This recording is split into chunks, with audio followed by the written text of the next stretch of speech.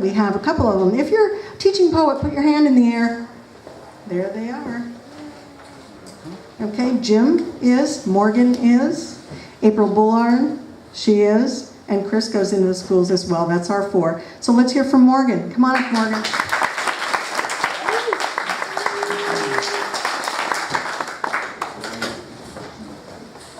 I know that I'm a teaching poet, but I'm also going to be the first one to put $20 into this box right here because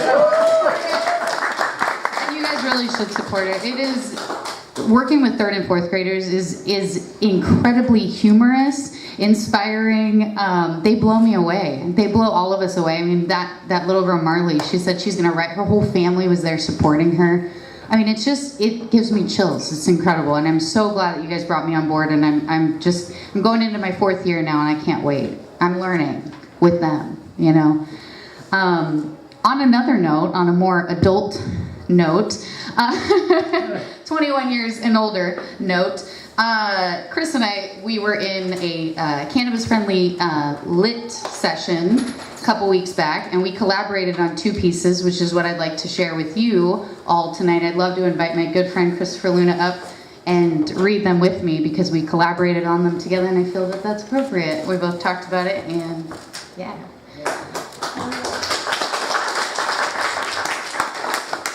So the first one's called In the Living Room. We sit before a giant glass frame containing birds, trees, cloud, and sky. The couch, velvet, green, vintage, a love seat for 2. If you don't destroy it as soon as you sit down. The lights, amber, soft, relaxing. The company, the conversation, good as can be. Until he leaves. A reminder of our undeniable impermanence. Impressions, profound, lessons. In every nonverbal nod, twitch, and smile. Let's sit together.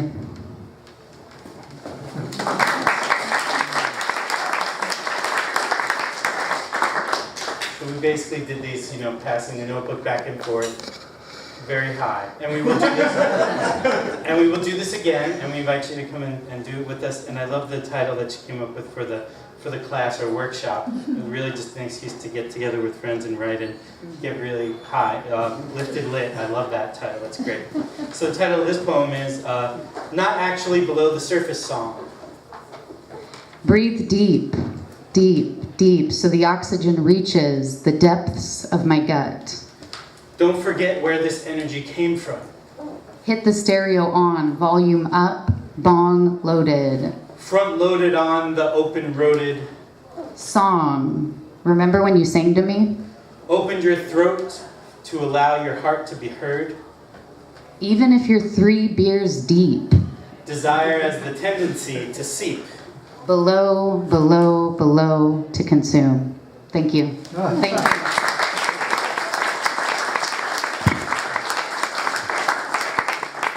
I just want to add one more thing to the Poets in the Schools conversation that we were having, which is that we're going to add one person to our teaching roster, who is Alex Vigu, who you heard from earlier, who had this chapbook. And, since I didn't get up right after Alex, I also just want to say congratulations. It makes me so happy that one of the chapbook winners for Floating Bridge is from Southwest Washington, and that's cooler than shit. Yeah. So congratulations, Alex.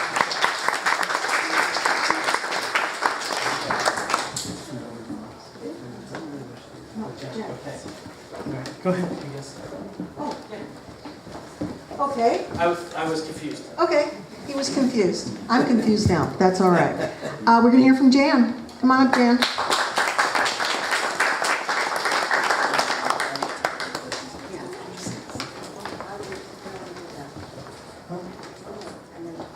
Okay. Sorry. Got our signals crossed. We're all set now. Got it. A text message and an email collide. Ashes of clarity are left behind. I pick up the loppers and the pruning shears to grapple with red osier and ceanothus, while an impotent late summer sun shines on brittle foliage and parched earth. Clouds pillow above a golden grassland, bordered by deep green conifers. The river moves on undeterred.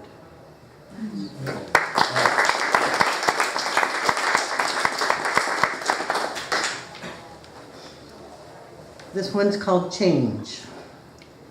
The rip of packing tape seals box after box after box. Deep apologies to spiders for the cobwebs swept away along with the dust behind bookshelves and in corners. The carefully crafted landscape is pruned and weeded. Disclosure forms list negatives and attest to smoke alarms.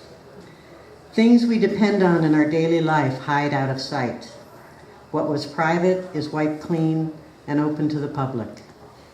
We are anchored by love, waiting for the tide to turn, watching the known recede into the shadow of memory. Yes. And one last, again about my move.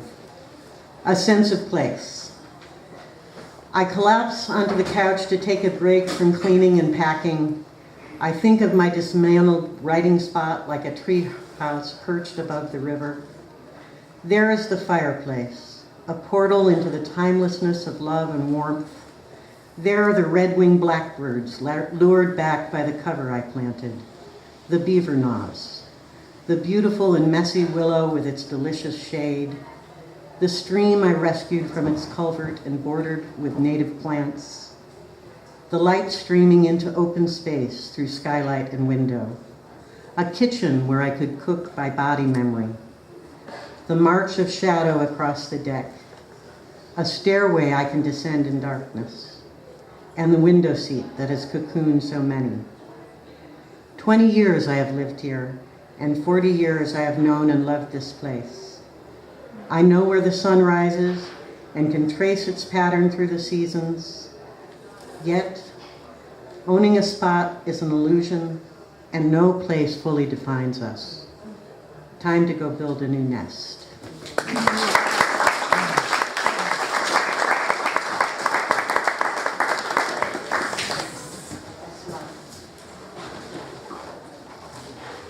We're going to have one more reader before our featured reader this evening, Jenny Power. Jenny, come on up. Yeah.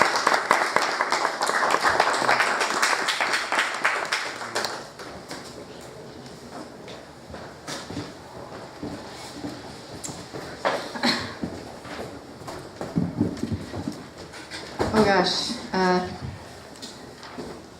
Loving a racist.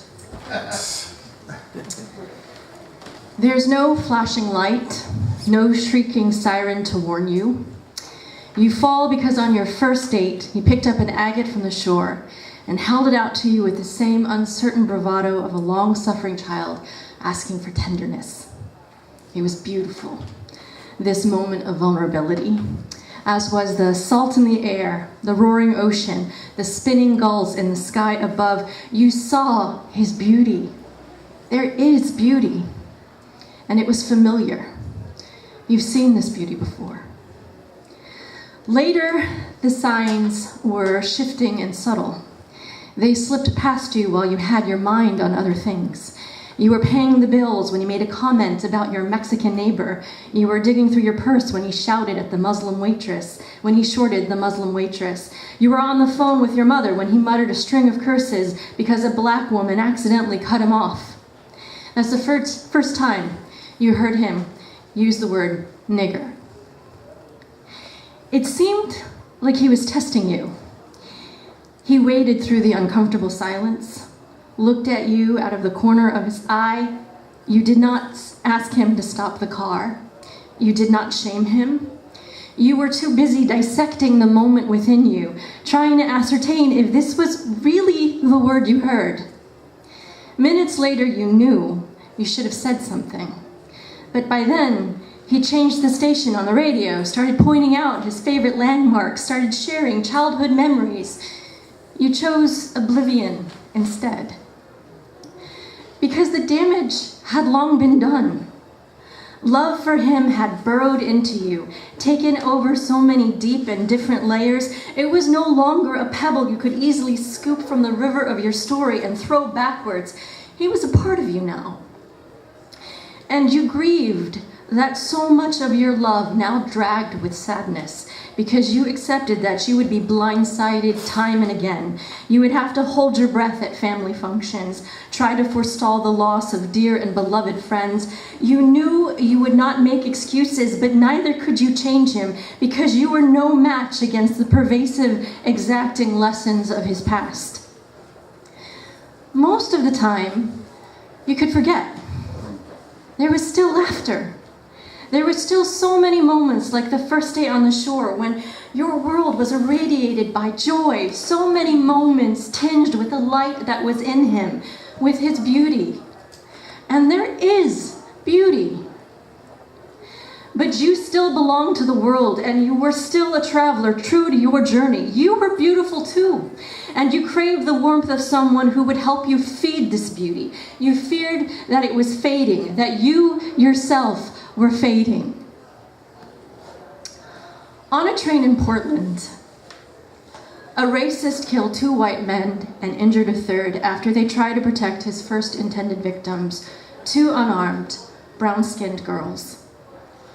He hid his knife in his hand, stabbed these men in the neck when he knew that they could not defend themselves, and called it patriotism. One of the men he killed was a father of 4, a veteran of 2 wars. He died protecting the unprotected, protecting the innocent. The other man was 23 years old. A woman held her shirt to his wound and told him that what he did was beautiful, and he was beautiful, and that she was so sorry that the world was so cruel. His last words were, "Tell everyone on the train I love them." He was beautiful. He was so beautiful. This story saturated the internet and the evening news. It was on the tongues and minds of everyone you knew. You live in the next city over. It happened right across the bridge. It could have been you cowering in the face of this violence. It could have been you making helpless attempts to stop the flow of this dying man's blood. You had nowhere to go with the grief that consumed you. Perhaps it was penance, the punishment that now was due. You had nowhere to go with this confusion, no way to ease your guilt. You went home needing comfort, and the one you relied on mocked you, ranting about race traitors and free speech and liberal aggression. Instead, you needed his beauty, and he held it against you. You needed him to be the light that pushed against the dark, and he chose to be the darkness instead. You needed him to see how his hatred hurts you. But he screamed obscenities and insane accusations, and you could do nothing but open your arms to an awful sense of dread. Because you realized at that moment that he loved his hatred more than he loved anything. And he would never lay it down. Not even for a moment. Not for anyone. Not even for you. Not even for you.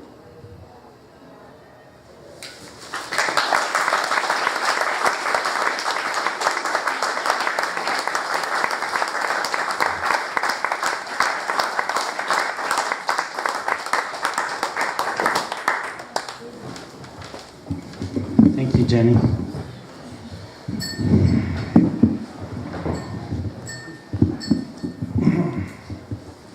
And I don't know Micah Fletcher personally, the gentleman who stood up and survived that attack, but you know, it was a moment to be proud to be a poet. I mean, I feel like I'm always proud to be a poet, but at that moment that it was a poet was one of the 3 men that got involved in that situation was significant, and we're happy that in his case he's still around to talk about how this shouldn't have happened and shouldn't happen again. So just wanted to give a shout out to Micah, who I have yet to meet, but look forward to shaking his hand and thanking him for standing up. So probably the biggest question that you get if you get the title of Poet Laureate is, what is a Poet Laureate? and So you take a deep breath and you answer the question. Essentially, an ambassador for poetry, the first point of contact that some people will have with poetry in a culture that doesn't do a really great job of helping people to understand what poetry is or that it's valuable at all. So in my mind, the person that does the job well is a person who enjoys and is able to speak to everyday people. All kinds of people, whether they know more than he or she does about poetry or less, or everywhere in between. And Todd Marshall is this kind of a person. I've learned a lot from watching him do his thing. And for me, the thing that makes him a great poet laureate is that he both knows his stuff, the poetry side of things, the craft of poetry, and he is also a real person. We have a real problem in the poetry community of people thinking that poetry is not for them and never will be, and that the people who write it and enjoy it are not them. There's some other kind of strange person that they don't understand, and that they'll never be able to understand it. Because Todd is a real person and knows how to speak to other real people, he is the perfect kind of a person to go into a classroom or to meet someone who's never really engaged with poetry before, and to help them to engage with it for the first time. He is also, a widely published poet. He has, there's a great book of interviews. He may have actually done more than one, but one that I've been reading that's great, a series of interviews with poets, and he's put together this great collection of poems from Washington State poets. And so I just wanted to, because it'll probably be the last time that we have him here in Vancouver before his term comes to an end, just thank him for his service to Washington poets and introduce you to my friend and I think a great poet laureate, Todd Marshall.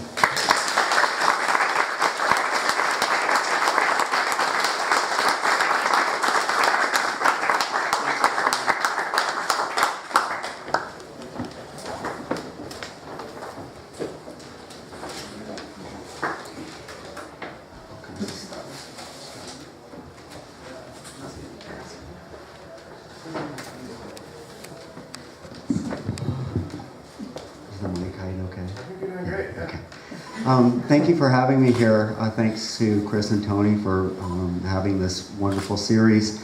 I think this is the third time I've been down to Vancouver, maybe fourth time, because I swing through on the way to different places. But every time I come here, I feel really welcome, and so that's great. You guys have a cool art scene. It reminds me of Spokane, where I call home. So I have to begin with a little commercial. I'll have a little commercial in the middle, and I'll probably end with a commercial. The first commercial is for the Poet Laureate Program. My name is Todd Marshall, and from 2016 to 2018, I've been serving as the Washington State Poet Laureate. The Poet Laureate Program is sponsored by Arts Washington and Humanities Washington, and it exists to increase awareness and appreciation of poetry throughout the state. In order to pursue that end, I've traveled about 38 or 40,000 miles in my car. I've flown back and forth over the mountains many times and been the guest of elementary schools, middle schools, high schools. I think it's lovely that there are so many poet teachers in here because I'm quite familiar with that great work and the impact it can have on little ones. In fact, I'll tell you about an occasion when I was in Brewster, Washington, and we were doing an exercise in similes. And one of the things that I do with fourth graders is I have them, and third graders and second graders too, is I have them think about their name and what simile they might be able to evoke for their name based on its sound impact. And I've always thought that I was one of the flattest sounding, ugliest names that one can find. I ran into someone, and his name was Todd also, and he said, "Oh, you were born between 1966 and 1969, weren't you?" I guess there was a wave of Todds then. I don't know why it was culturally in the air. But what I came up with is, my name is Todd. Todd sounds like a box of dropped rocks. And that was my simile, and I thought that it kind of evoked the dead, thunky quality of my name. And I was in Brewster, Washington all day. If you've never been to Brewster, Washington, it's a very impoverished community. It's a community that has many migrant children among its members. And I was visiting a class there, and there was one student in the class who created one of the most beautiful similes that I've carried around as a hopeful seed in my pocket ever since then. Her name was Jaleesa. And she said, "My name is Jaleesa. Jaleesa sounds like 3 notes played on a silver flute." And so that was this beautiful music, and that's the hopeful, great energy that happens from some of the visits that I do. I also go to retirement homes, I go to prisons, I go to universities, bookstores. Tomorrow I'm going up to Tacoma for the Cascadia Poetry Festival. If any of you are free and you want to check out some cool stuff, there's lots of great things going on in Tacoma. It's been an amazing journey. I have about 3 months left, and I'm really honored to have had this chance to serve the state. This is a poem by W.S. Merwin. When the war is over. When the war is over, we will be proud, of course. The air will be good for breathing at last. The water will have been improved. The salmon and the silence of heaven will migrate more perfectly. The dead will think the living are worth it. We will know who we are, and we will all enlist again. Like W.S. Merwin, a pretty amazing poet. I'm gonna string a bunch of them. There are gonna be others. At the end, we'll all just clap for all these poets. It'd be cool. This is Naomi Lazard, and this is a poem from the 80s, and I find it stunning how we can find poems from the past that take on even more contemporary resonance, it seems, when we reread them. I did not read Naomi's poem in the 80s, but it's fascinating when we find those gems from the past that endure. It's called Ordinance on Arrival. Welcome to you who have managed to get here. It's been a terrible trip. You should be happy you have survived it. Statistics prove that not many do. You would like a bath, a hot meal, a good night's sleep. Some of you need medical attention. None of this is available. These things have always been in short supply. Now they are impossible to obtain. This is not a temporary situation. It is permanent. Our condolences on your disappointment. It is not our responsibility. Everything you have heard about this place is false. It is not our fault. You have been deceived, ruined your health getting here.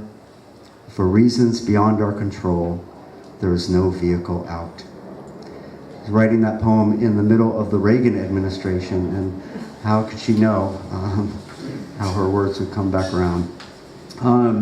This is a poem of mine, and then I'll get to the first commercial, I suppose, or the second commercial, I guess, the first one where there's actually an ask involved. I think that I heard many powerful poems in the first set. Alex, just huge congrats on the Floating Bridge Prize. My friend Brian Cooney won it a few years ago. I know many of those poets involved with that press. That press is fantastic, and I know how competitive it is, and so that's a huge honor.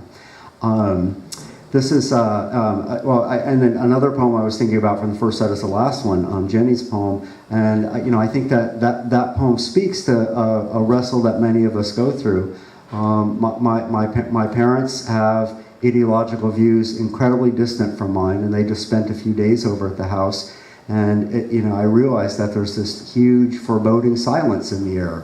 There's no generosity, no tenderness. There's just everyone on edge, because conversations can't happen.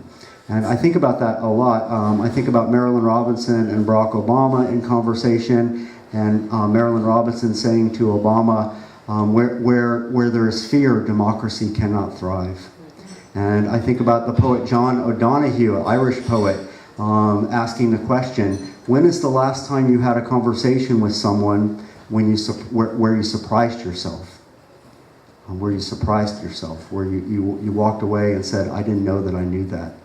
I think that it's stunning how frequently we find ourselves in situations where we feel like we should have said something, we feel like we should have acted, and then we end up beating ourselves up about that afterwards, and it's just a real torturous moment. This poem doesn't have a title. I get to do workshops from time to time, and this one came out of a workshop. It's one of those poems where I suppose I'm judging myself after the fact, and I probably deserved everything I got here. If a heron stood sentinel on the banks of that pond where feisty bluegill would eat whatever we hooked to the end of a line, and the sawmill plumes scribbling smoke over surrounding forests and fields tattooed a wide sky to wander beneath as children, hiding from and practicing cruelties learned so quickly. Then when we came upon that homeless man's camp and dumped his water, burnt soiled clothes, and scattered his bedding, we were just acting as we'd been taught. Or so I would like to say. The willows swayed and made no case against us. The thorns of locust trees stayed sharp as ever. Maybe the heron launched into a sky that holds birds and smoke in the same blue palm, so many things incinerated and sent to commune with clouds.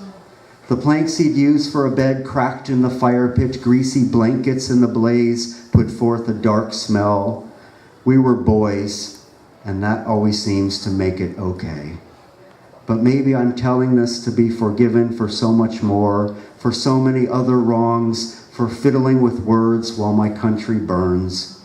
It's 40 years later, and I can't stop thinking that cruel boy is America, of that man's pained face when he came back and saw his little world ruined, of this and what might be next, of how we gut what we caught, the sweet meat of those spiny fish, blue behind the gill like the beginning of a rainbow, something that didn't deserve to be killed. But first we keep them too long on a stringer, metal clips through the soft skin under the jaw until they were dry and stiff, eyes gray and dead, until they seemed as if they'd never been alive, and then you could do anything to them. So, as Chris mentioned, one of my projects was gathering poems from Washington poets, and it has two phases to it. One of them is this book project, Washington 129, and I'm almost finished with the second phase of it, a digital project where I'm going to share 80 more poems by poets in our state. I received about 2,400 poems for this project. I received many, many wonderful poems, and so it was quite a challenge picking 129 poems for the book. The book came out in April, and you can of course get it in bookstores. I have some here tonight, but a portion of the proceeds go to the Next Poet Laureate and the Next Poet Laureate's projects. I know they've already sold just about all of the first printing, and they're getting ready to do a second printing. So I'm hopeful that the next person serving this position will have a few more dollars for gas as they're driving around. This is a poem that I get to read again and again, and every time I read it, I like it a little bit more. It's by Christopher Luna. It's called From Ghost Town, USA, Mill Plain Boulevard and Andreessen Road, 22809. Upper middle class women and their mothers take Hummers to Safeway to pick up poinsettias and birthday cakes. You never know when you might encounter an Iraqi insurgent hiding in the dairy aisle, or a tweaker with a rocket-propelled grenade launcher. This is Drinking Beer at the Goldendale Demolition Derby by Joanna Thomas, Goldendale, Washington, Monday, July 4th, 2016. Whop, whop, whop. A flapjack tires, if you love it, lube it, under the hood, a spark, then smoke, then oops, a flame, full-blown phoenix, rising orange, metal wings, hot, hot, 86 Pontiac Firebird, get the horse hoses, boys, half-naked chick yelling from the bleachers, her belly button, blue stars and stripes, guy, neck red, next to me, his tremendous belch, Rainier, erupting, and everywhere is dust. And Anastasia Renee Tolbert is the new Seattle Civic Poet Laureate. Wonderful spirit, amazing talent. Check out her poems. This is a wonderful poem of hers called Bold. She says the mouse is domesticated because it comes out to eat when she is eating breakfast, sunny side up. Because it washes his hands and waits for her to say grace, because it walks around each trap and avoids eating pellets, because it knows when she is trying to kill it. Because it won't just die already like everyone else, because it wants to live its life in her kitchen like she's all bright yellow and sunshine. That's a sample of poems from the book. The book includes poems by Sherman Alexie, Tess Gallagher. There are high school poets in the book. There are poets from Clarkston, Washington, Port Angeles, Washington, and I hope that you'll consider supporting the project. Okay, so poetry trivia time. The book's Washington 129. If you know the answer to this because you've heard me say it before, maybe hold your hand down, but and give someone else a chance on this. Can anyone tell me why there are 129 poems in the book? Jeopardy music, Jim? I'm told that it's because this is the 129th year? No. It's 120. By 2018, when I finish the term, it'll be our 129th year of statehood. You've won a prize. And the prize is one of my favorite books. It's called On Tyranny, 20 Lessons from the 20th Century. Do you have this? No. Okay, it's by Timothy Snyder, and he is one of our country's foremost Holocaust scholars, just a brilliant writer. There are many great lessons in it. A couple of my favorite ones are practice corporeal politics, put your body out there. This is chapter 10, believe in truth. To abandon facts is to abandon freedom. If nothing is true, then no one can criticize power because there is no basis upon which to do so. If nothing is true, then all is spectacle. The biggest wallet pays for the most blinding lights. He connects these to his studies as a Holocaust scholar and the rise of rather awful forces in Europe. So this is for you.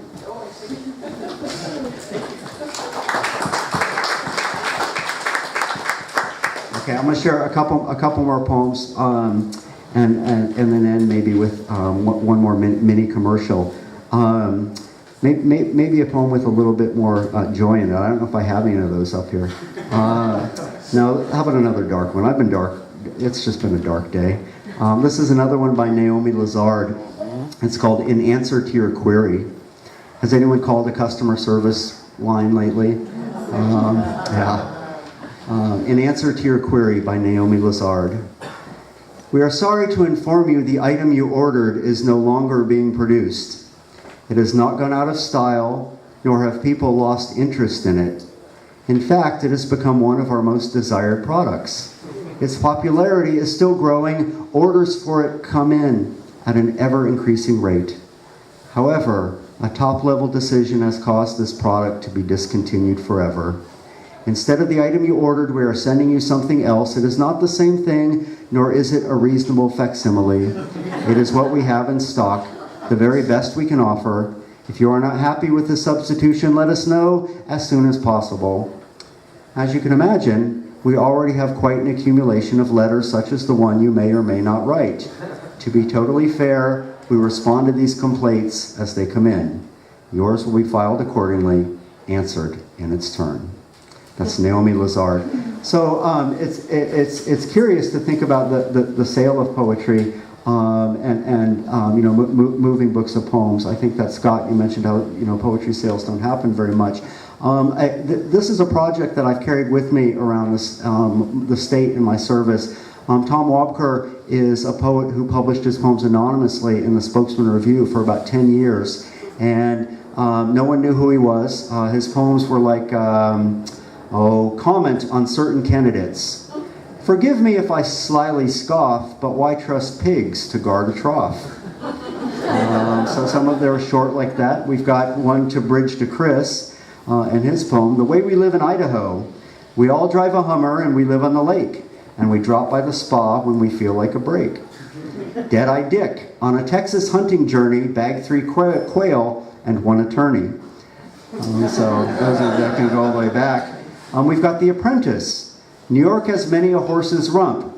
Biggest, well, I don't need to finish that one. We've got, that was 2005 when he published that poem. Those zucchini from your garden, you can grill them or fry them or stuff them or bake. You can put them in soup or in bread or in cake. You can use by the bushel, the quart, or the cup, but try like the devil, you can't use them up. November, 2 things this month for which we'll pay: Black Friday and Election Day. So it's got a range of tones in it. It's a wonderful book. No one knew who this poet was. And then we had eventually we had a coming out party for him in Coeur d'Alene. Unfortunately, that coming out party coincided with the end of his struggle with cancer.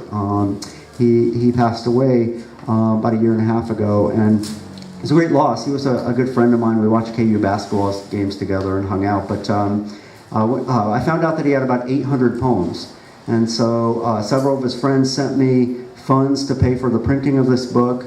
And so I printed copies of it, a first batch of 100, traveled around the state, sold them all. I asked his wife to whom she'd like the funds to go. They've gone to the Hospice of Spokane, and we've given them almost $4,000 from selling this book. So it's an awesome, fun project. The Bard of Sherman Avenue lives on. Okay, this will be the last poem that I read. Thank you for your attention. If anyone has any questions about the Poet Laureate program, if anyone has any questions about anything, I'd be glad to answer them as we're mingling. I have a webpage, wildpoetlaureate.org. I am unfortunately required to do Twitter. I also have a Facebook page. This is choir. But mud covers the angels, a perfect disguise for feathery wings. Try it.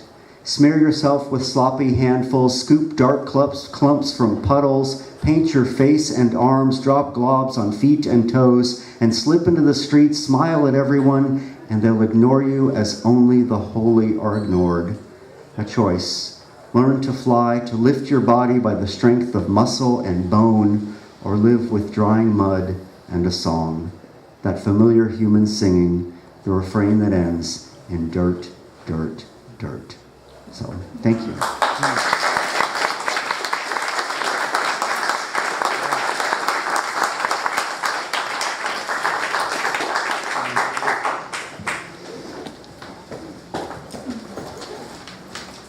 Okay, up here at the front we have copies of Todd Marshall's books as well as Washington 129 and The Bard of Sherman Avenue. So if you want one of those, you can come and see me during the break. We're going to take about a 15-minute break and then come back for more Ghost Town Poetry open mic. And if you can't be with us for some reason after the break, please join us again on November 9th when we'll have Julian Tripp Weaver as our featured poet. She's a great poet from up north. And let's hear it one more time for Todd Marshall.